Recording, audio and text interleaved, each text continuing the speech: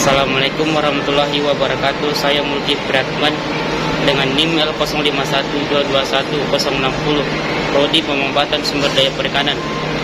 Pada presentasi kali ini yaitu efektivitas pengelolaan konservasi penyu di Turtle Conservation and Education Center Serangan Denpasar, Bali. Adapun pokok pembahasan yaitu latar belakang, metode penelitian, hasil dan pembahasan dan kesimpulan.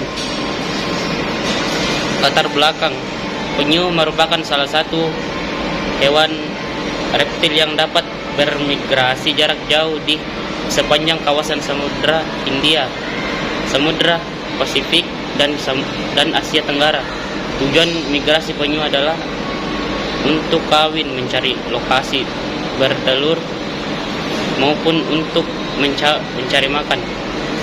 Penyu juga dimanfaatkan sebagai penunjang kebutuhan ekonomi dan budaya oleh masyarakat pesisir seluruh Indonesia. Pemanfaatan penyu yang tinggi oleh manusia menyebabkan populasi penyu menurun dan juga predator, penyakit dan perubahan iklim. Perairan laut Indonesia merupakan habitat 6 jenis penyu dari 7 jenis yang ada di dunia. Oleh karena itu, pemerintah Indonesia membuat kebijakan semua jenis penyu di Indonesia dilindungi berdasarkan PP nomor 7 tahun 1999 tentang pengawetan jenis tumbuhan dan satwa, dan PP nomor 8 tahun 1999 tentang pemanfaatan jenis tumbuhan dan satwa liar, yang berarti segala perdagangan dalam keadaan hidup atau mati dilarang. Hal ini karena hampir semua spesies penyu yang ada di Indonesia telah mengalami penurunan populasi sehingga dikategorikan terancam punah. Kemudian metode penelitian. Teknik pengumpulan data dalam studi ini menggunakan metode survei, yaitu pengamatan yang dilakukan secara langsung pada lokasi studi. Sumber data yang diambil dan digunakan dalam studi adalah data primer dan data sekunder. Data primer mencakup partisipasi aktif, observasi dan wawancara, di mana partisipasi efektif di TC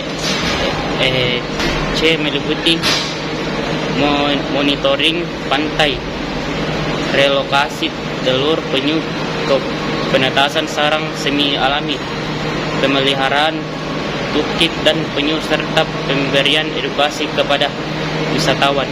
Selanjutnya, hasil dan pembahasan. Adapun hasil dan pembahasan pada penelitian kali ini yaitu ditemukan jenis penyu yang berada di sekitar lokasi penelitian, diantaranya 1. Penyu lekang, 2. Penyu sisik, dan 3. Penyu hijau. Habitat penyu berbeda-beda sesuai dengan jenisnya.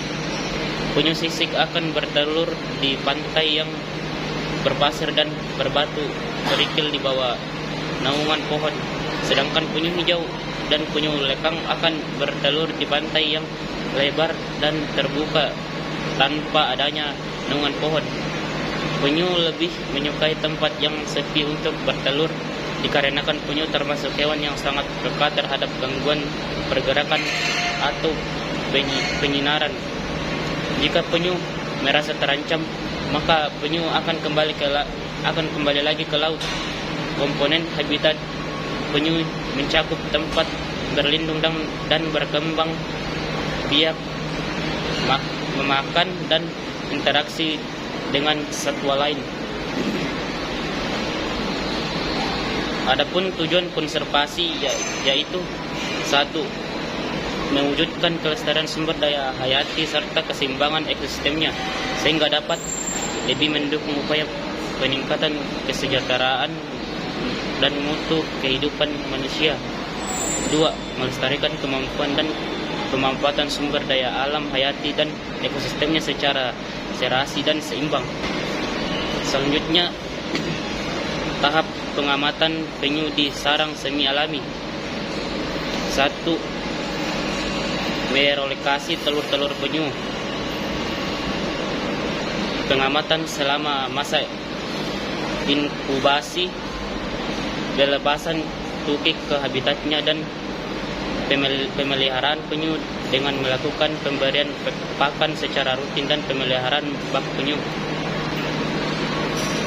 Keberadaan Turtle Conservation Education Center berfungsi sebagai tempat konservasi penyu, tempat penetasan semi alami dari telur-telur penyu yang diambil dari sarang alami di pinggir pantai agar telur tersebut dapat menetas dengan selamat tanpa harus terganggu oleh predator ataupun manusia.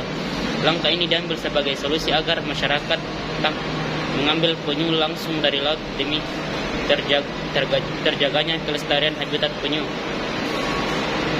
Adapun kesimpulan, yaitu kawasan konservasi di TCC melindungi beberapa jenis penyu yang ada di Indonesia seperti penyu lekang, penyu sisik, dan penyu hijau, di mana penyu tersebut dirawat di kolam beton dan kolam rehabilitas dalam kurun waktu yang sudah ditentukan, yang nantinya akan dilepas ke laut. Karakteristik penyu yang ada di TCC sangat aktif kecuali penyu lekang akibat kehilangan satu sirip sebelah kiri. Hal tersebut menyebabkan penyu lekang bergerak pasif. Sekian dari saya. Assalamualaikum warahmatullahi wabarakatuh.